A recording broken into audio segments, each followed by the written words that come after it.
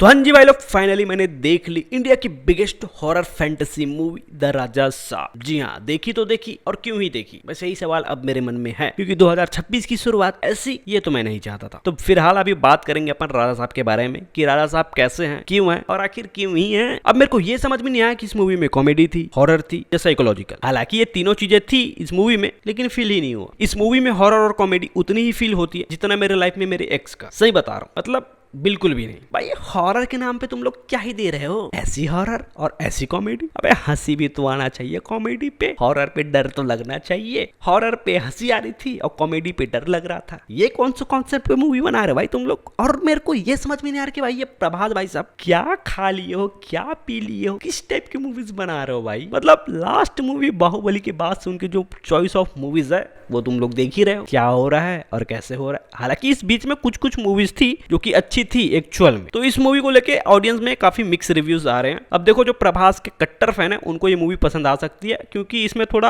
अलग अंदाज राजा साहब जो कि अपने प्रभास है उनका थोड़ा डिफरेंट रोल तुम लोग को इस मूवी में देखने को मिल सकता है। एकदम फ्रीली काम किया वो इसमें, मतलब एफर्टलेस। जी हाँ, एफर्टलेस, कोई एफर्ट इसमें दिखता ही नहीं है प्रभास का। एकदम मतलब आया है घर से, हाँ भाई कपड़े सपड़े पहने, कैमरा चालू, अपन चालू, बस यही होता है इस मूवी में। तो देखो, प्रभास के बारे में बात हो रही है, उसकी फीस के बारे में बात ना करे, ऐसे कैसे हो सकता। तो इस मूवी का जो बजट है वो लगभग 400 से 450 करोड़ है, जिसमें से 100 करोड़ अपने प्रभास भाई साहब ले चुके, यानी कि ले गए। और फिर उसमें बचता है 300 से 350 करोड़, जो कि इस मूवी के वीएफएक्स और सीजीआई पे फूका गया। लिटरली उसी चीज पे ही फूका गया, क्योंकि इस मूवी में वीएफएक्स और सीजीआई के अलावा तुम लोग को और कोई दूसरी चीज दिखेगी ही नहीं। लिटरली बता रहा हूँ, कुछ नहीं दिखेगा इसमें। तुम लोग को प्रभास की जो पिछले मूवीज की जो वीएफएक्स थी उससे बढ़िया वीएफएक्स इस मूवी में देखने को मिलेगा बस। बाकी खराब वो दोनों मूवी थी, आदि पुरुष और ये राजा साहब। बस उसका वीएफएक्स घटिया था और इसका वीएफएक्स अच्छा है। बस ये दो चीजों का डिफरेंस तुम लोग को इस मूवी में देखने को मिलेगा और कुछ भी नहीं है। बाकी इसमें जो एक्ट्रेस हैं उनका भी क्या ही काम है भाई साहब। एक तो जो राजा साहब है उसके साथ ही रहती शुरू में देखने को मिलेगा, फिर वो अपने दादा को ढूंढने जाता है, वहां एक लड़की मिलती है, फिर थोड़ा सा और आगे बढ़ता है, वहां पे एक और लड़की मिलती है। जैसे हम लोग के लाइफ में मतलब सिग्नल मिलते हैं ना थोड़े थोड़े दूर पे, वैसे इसको लड़कियां मिल रही है थोड़े थोड़े देर पे। तो अब इसकी कहानी के ऊपर बात कर लेते हैं। तो मेन जो राजा साहब है वो की एक खानदानी राजा साहब है, मतलब उसकी जो बैकग्राउंड है वो राजाओं वाली, जो कि उसकी दादी का जिक्र इस मूवी में हुआ है, जिसका गंगा देवी ऐसा कुछ नाम है। उसी से संजय दत्त की शादी होती है, जो कि उसका बन जाता है दादा। अब होता क्या है कि उसके जो पैलेस होता है वहां पे रहती है देवी माँ। उसकी जो हार वार होते हैं, जो गहने होते हैं, उसको चुरा कर उस राजपाट को संभालने वाला एक बंदा उसको लेकर भाग जाता है, और उसी को पकड़ने के लिए, उस जेवरात को ढूंढने के लिए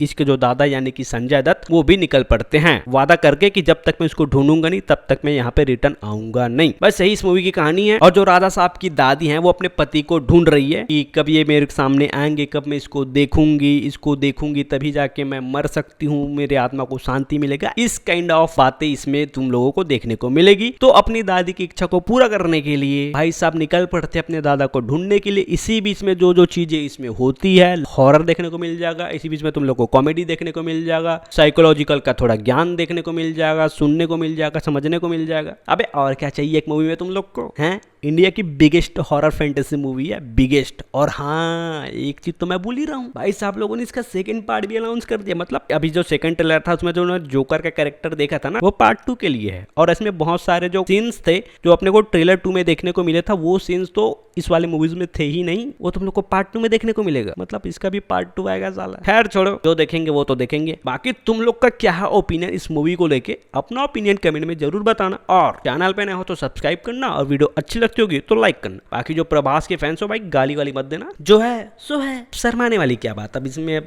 थोड़ा प्रभास के फैन हो तो भाई सुनना तो पड़ेगा ही। बाकी सुनो, मैं चलता हूँ भाई, ठीक है, बाय।